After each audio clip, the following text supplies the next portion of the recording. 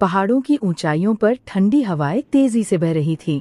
आसमान साफ था, लेकिन वातावरण में एक अजीब सी खामोशी थी, जैसे कोई अनकहा राज इस दुनिया से छिपा हुआ हो। इन्हीं पहाड़ों पर एक छोटी सी लड़की नोरा अपने पिता के साथ माउंटेन क्लाइंबिंग कर रही थी। नोरा के पिता सिर्फ एक आम इंसान नहीं थे, वो उन लोगों में से थे जो दुनिया को बाकी लोगों से अलग नजर से देखते हैं। जहाँ लोग केवल पत्थर देखते थे, वो इतिहास देखते थे। जहाँ लोग कहानियाँ समझते थे, वो सच को खोजते थे।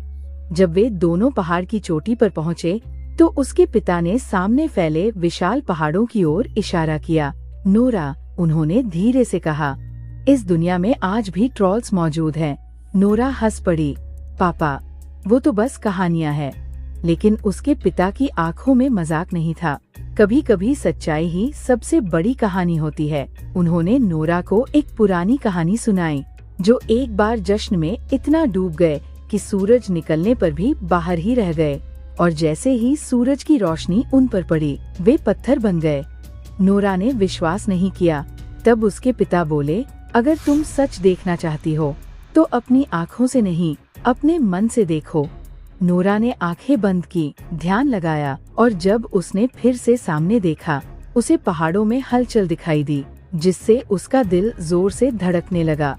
अब सालों बाद नोरा अब बड़ी हो चुकी थी, एक वैज्ञानिक जो प्राचीन जीवों और इतिहास पर रिसर्च करती थी।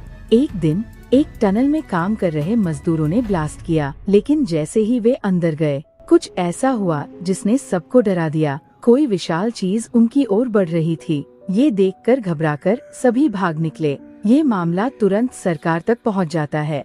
अब मिलिट्री एक्टिव हो गई और एक हाई लेवल मीटिंग बुलाई गई, जहां नोरा को भी बुलाया गया। मीटिंग में फुटेज दिखाई गई।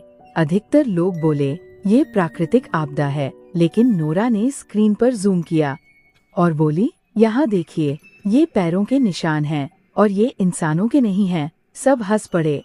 तभी एक नया वीडियो आया टनल के अंदर से। जैसे ही वीडियो चला, सबकी हंसी गायब हो गई। एक विशाल डरावना प्राणी कैमरे में दिखाई दे रहा था।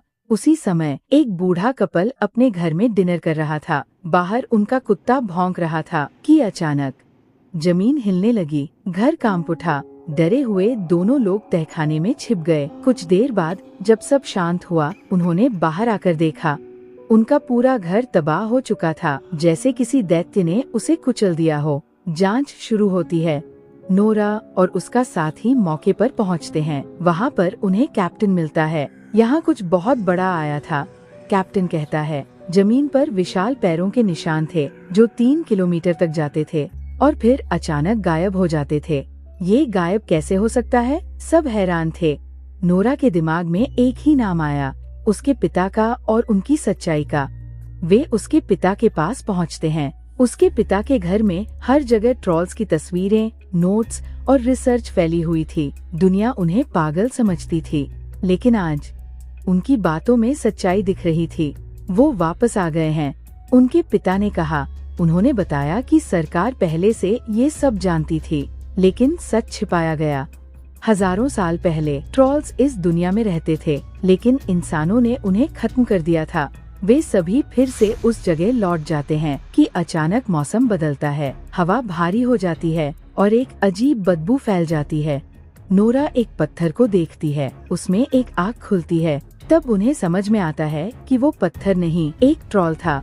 वो धीरे धीरे खड़ा होता है, एक विशाल दैत्य की तरह। सभी हेलीकॉप्टर में भागने लगते हैं। अब पूरी दुनिया को सच्चाई पता चल चुकी थी। अब प्रधानमंत्री आदेश देती है, इसे खत्म करो, लेकिन नोरा इसका विरोध करती है। वो बोलती है कि हमें इसे समझना चाहिए, लेकिन अब फैसला हो चुका था।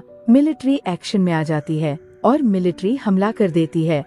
ट्रॉल गुस्से में आ जाता है और सैनिकों को मार देता है। तभी नोरा के पिता उसके सामने आते हैं और बोलते हैं, शांत हो जाओ, हम तुम्हें नुकसान नहीं पहुंचाएंगे। ये सुनकर ट्रॉल रुक जाता है, लेकिन तभी सैनिक फिर हमला कर देते हैं। ट्रॉल भड़क उठता है और नोरा के पिता को घायल कर देता है। मरने से पहले वे कहते हैं, रॉयल पैलेस, उसका घर। नोरा को पता चलता है कि ट्रॉल्स का असली घर वही था, जहां आज रॉयल पैलेस है। राजा ने उनके घर पर कब्जा कर लिया और उन्हें मार दिया था। बस एक बच्चा बचा था जिसे पहाड़ों में भेज दिया गया था। अब वो बच्चा बड़ा होकर वापस आया था। जब नोरा उसे एक कंकाल दिखाती है, ट्रॉल भावुक हो जाता है। वो अकेला था, उसकी पूरी जाति खत्म हो चुकी थी, उसका दर्द साफ दिख रहा था। नोरा ये जानती थी कि ट्रॉल्स को सूरज की रोशनी नुकसान पहुंचाती है। वो यूवी लाइट प्लान बनाती है। अब मिलिट्री तैयार होती है। अब ट्रॉल को चारों ओर से घेर लिया जाता है और उसके बाद उस पर यूवी लाइट्स डाली जाती है, जिससे वो पत्थर बनने लगता है और वो दर्द से चिल्लाता है। नोरा को एहसास होता है कि हम गलत है और वो मशीन बंद कर देती है और ट्रॉल से कहती है, भाग जाओ। लेकिन तब तक सूरज निकल चुका था। सूरज की रोशनी उस पर पड़ती है और वो धीरे धीरे पत्थर बन जाता है। अब सब खत्म हो चुका था। नोरा और एंड्रियास दोनों टूट चुके थे। वो जानते थे कि ट्रॉल दुश्मन नहीं था, वो बस अपना घर चाहता था।